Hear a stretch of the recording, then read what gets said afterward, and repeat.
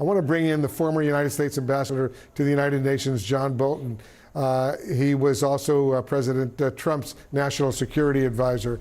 As you know, Ambassador, Israel's ambassador is calling for the UN Security Council to immediately convene following these attacks. What's your assessment of what's going on right now? Well, nothing's going to happen in the Security Council, that's for sure. I mean, what we had tonight was a massive failure of Israeli and American deterrence, massive failure, a 200 ballistic missile, cruise missile, drone failure.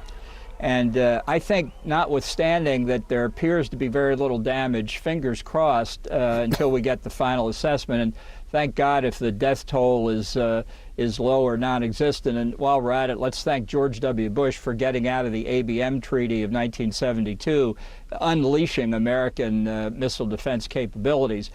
But once we see what the damage is, I think it's incumbent on Israel and the United States to reestablish deterrence in a major way. And I think that means, by definition, Israel's response, and there should be a response, should not be proportionate. It should be far stronger, because when deterrence fails, to reestablish it, you have to teach the adversary that any gain they may hope to get by any future attack will be more than outweighed by the damage that will be caused. So I hope President Biden isn't... Well, I was just sorry for interrupting, but give us your assessment of an appropriate Israeli response to what Iran has now done. Well, what Iran did tonight that I think was most significant was the firing of ballistic missiles and cruise missiles from its territory directly at Israel. Almost certainly at this point, none of those missiles contained a nuclear warhead. But you never can tell when the next firing, the next salvo of ballistic missiles might contain a nuclear warhead. So I think among the many targets Israel should consider, this is the opportunity to destroy Iran's nuclear weapons program. And I hope President Biden is not trying to dissuade Prime Minister Netanyahu from doing that. And if he succeeds, and if at some future point the Ayatollahs are able to pull off what former Israeli Prime Minister Ariel Sharon called a nuclear holocaust, history will know who to blame. So just to be precise, Ambassador Bolton, you're recommending that Israel launch an airstrike to try to destroy whatever nuclear capabilities the Iranians might have. Is that what I'm hearing? Right. I think they should go after the nuclear fuel cycle activities that are well known. Their locations are well known.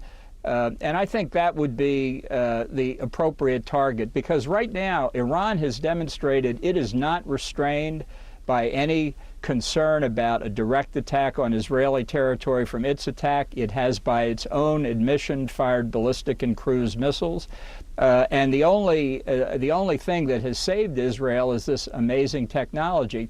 Next time, if the attacks come from a different location containing nuclear warheads, Israel might not be so lucky.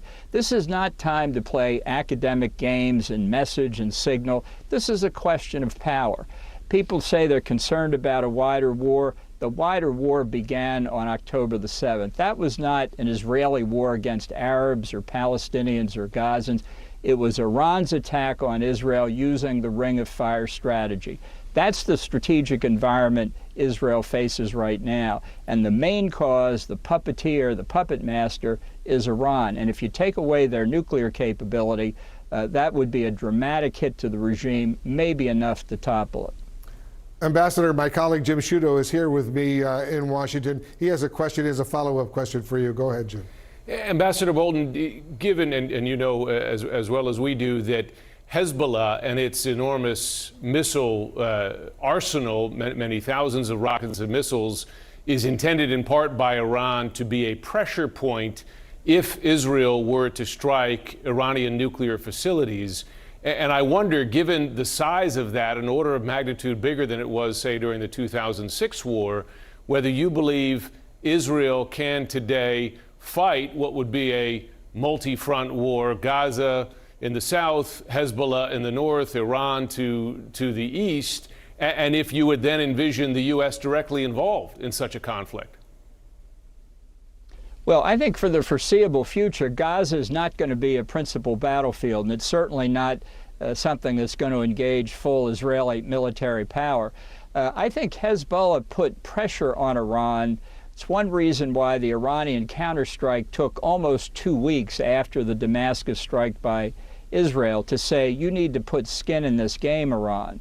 So I'm not at all sure what Hezbollah's response would be to Israel taking out a nuclear power that hasn't done a thing for Hezbollah.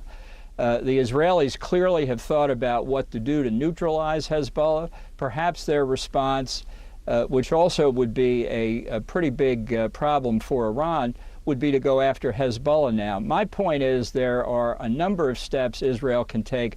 Passivity at this point for Israel would be a big mistake. I mean, I think from the Israeli point of view, they should remember what Winston Churchill said in World War II, without victory, there is no survival.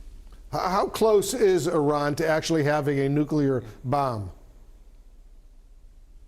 Well, I think about 72 hours that they can get if they send a wire transfer to the central bank of North Korea in Pyongyang and give the North Koreans enough time to put a couple warheads on an airplane and fly them to Tehran. You know, there's a lot of talk about how close Iran is compared to how close they were 4 or 5 years ago or before the Trump administration pulled out of the nuclear deal, all of which assumes perfect knowledge of Iran's nuclear weapons program. I think we should have enough experience with faulty intelligence by now not to be so sure, not to know how much of Iran's uranium enrichment program is really being conducted under a mountain in North Korea.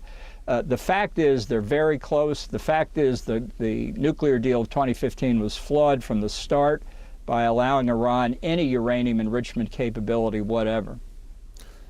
Ambassador Bolton, thank you so much for joining us. We'll continue this conversation down the road. Glad to be with you.